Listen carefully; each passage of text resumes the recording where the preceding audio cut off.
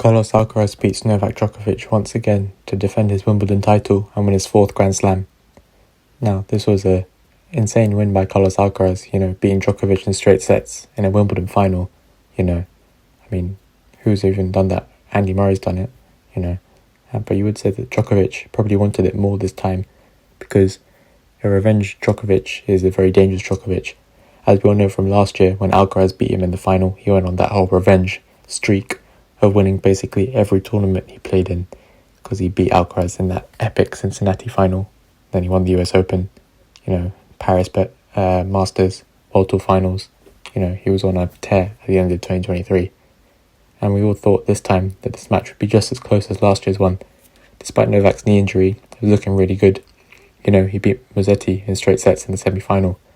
However, it was just not to be for Novak today because Carlos Alcaraz played the most disciplined match he played the whole tournament.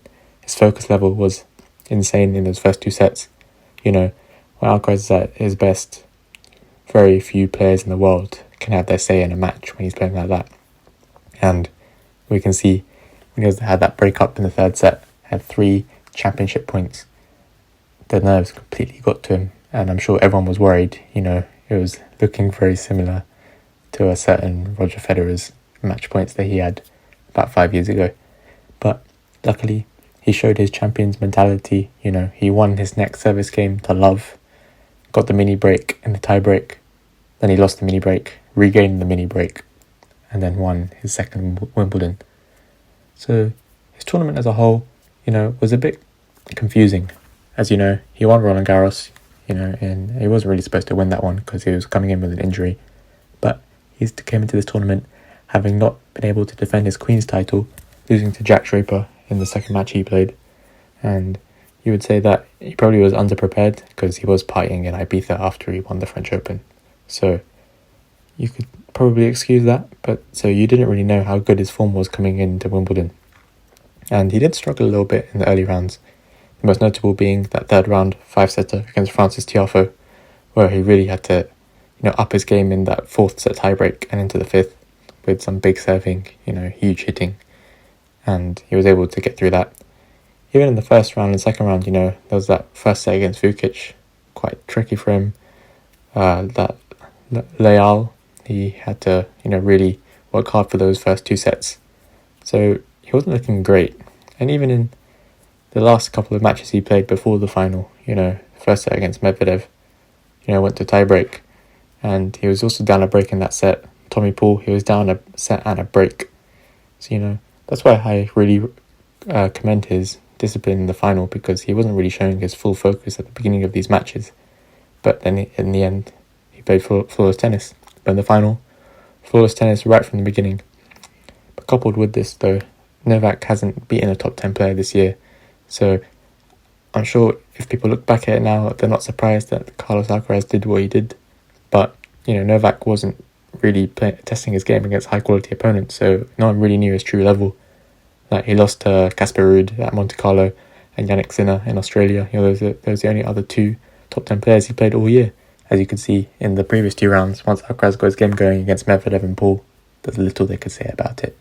Similarly, when he got that break in the third set, there was very little Novak Djokovic could do about it, similarly to those first 2 sets.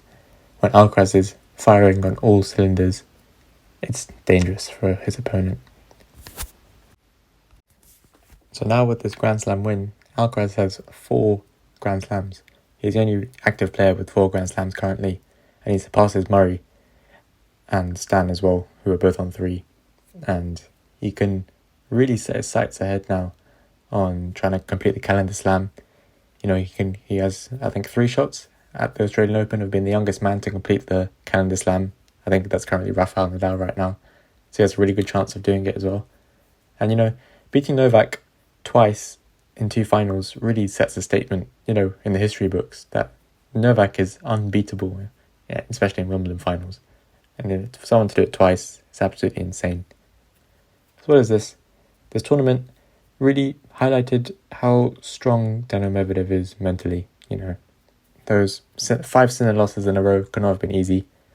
If Sinner had won this, the head-to-head would have been 6-all, and Daniil led that head-to-head 6-love, so it would have been absolutely insane. But luckily for Medvedev. He was able to turn that around, win in 5. And Sinner did have the minerals today to beat Daniil Medvedev. Or not today, when they played. But I think he was ill, which was unfortunate for the matchup. But he couldn't really, capitalise on his creativity, the serving volleying. He wasn't really doing a lot of it.